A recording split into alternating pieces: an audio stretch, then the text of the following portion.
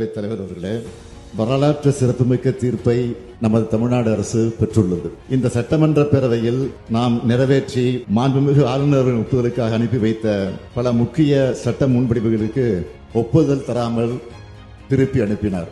அந்த நிலையில் அவற்றை நாம் மீண்டும் இங்கே நிறைவேற்றி அனுப்பி வைத்தோம்.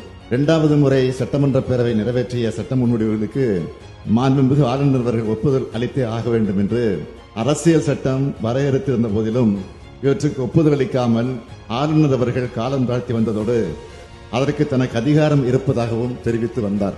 இதனை எதிர்த்து தமிழ்நாடு அரசு மாண்புமை உச்சநீதிமன்றத்தில் வழக்கு தொடுத்ததில் தமிழ்நாடு அரசின் வாதத்தில் இருந்த நியாயத்தை ஏற்று மாண்புமிகு ஆளுநர் அவர்கள் நிறுத்தி வைத்திருந்தது சட்டவிரோதமானது என்றும் அந்த சட்ட முன்வடிவுகளுக்கும் ஆளுநர் அவர்கள் ஒப்புதல் அளிக்கப்பட்டதாக கருதப்பட வேண்டும் என்றும் தெரிவித்து வரலாற்று சிறப்புமிக்க தீர்ப்பினை இன்றைக்கு மாண்புமை உச்சநீதிமன்றம் வழங்கியுள்ளது.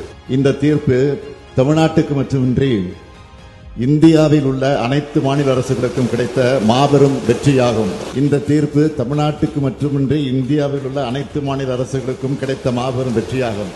திராவிட முன்னேற்ற கழகத்தின் உயிர் கொள்கையான மாநில சுயாட்சி, மத்திய கூட்டாட்சி தத்துவம் ஆகியவற்றை நிலைநாட்டிட தமிழ்நாடு போராடியது. தமிழ்நாடு போராடும், தமிழ்நாடு வெல்லும்.